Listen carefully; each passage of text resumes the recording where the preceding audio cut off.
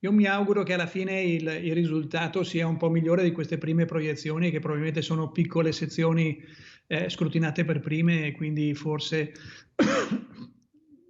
sbilanciate. Indubbiamente complimenti a Luca Zaia che ha costruito un consenso fortissimo, personale, e ne prendiamo atto. E inizia un percorso di opposizione che sarà presente e sarà costruttivo, perché io credo che abbiamo bisogno veramente di una dialettica diversa nell'ambito del Consiglio regionale. È stata veramente una campagna elettorale difficilissima, fatta in quarantena e per me poi anche conclusa proprio in reclusione totale.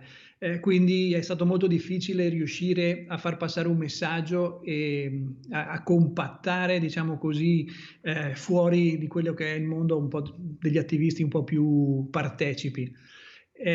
Quindi è stato veramente difficile riuscire a comunicare il progetto, però ripeto, abbiamo lavorato in delle condizioni che credo fossero nuove in assoluto e indubbiamente chi aveva la visibilità mediatica legata al ruolo istituzionale è stato fortemente premiato.